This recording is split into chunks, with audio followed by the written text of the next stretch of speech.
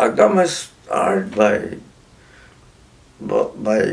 by being a resident of a neighborhood and going to school here as a very poor, a member of a very low income family, a family of 9, with a one parent household.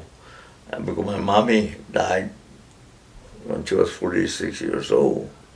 So that makes it very difficult for a man to run a household.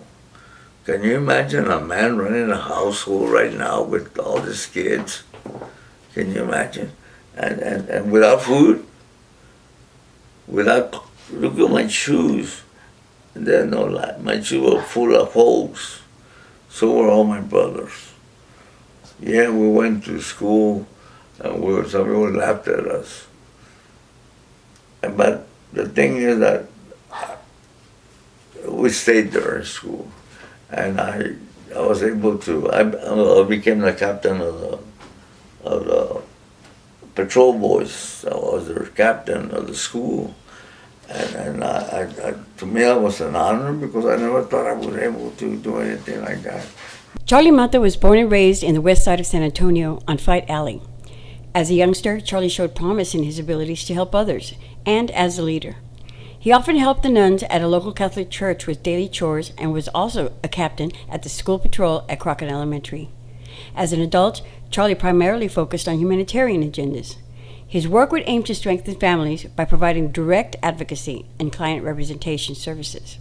He was instrumental in changing policies at the Health and Human Services by forming the Bexar County Task Force for the purpose of streamlining benefits to qualified individuals, eliminating needless suffering of hunger. In the 1960s, Charlie also successfully led a boycott of the annual Golden Gloves for better concessions and a benefit to boxing clubs. Charlie helped lead Washington Irving Middle School to 2 consecutive fast-pitch softball city championships. In one of those championship games, Charlie scored 2 home runs, the only scorer of the game, to help secure the win. This would end up being an historical event since Irving hadn't won a city championship before that time. In the 1960s, Charlie worked at the House of Neighborly Services as a caseworker and boxing coach and mentor. During his tenure with the HNS, he participated in amateur boxing, winning 3 regional Golden Gloves championships and amassing a superb record of 46-4. He also had an excellent professional record of 17-2-1. He mentored well-known boxing coaches and trainers. Most notably were Tony Ayala and Joe Souza.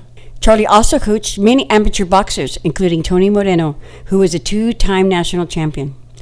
In the 1970s, presented a precarious time for the inner city.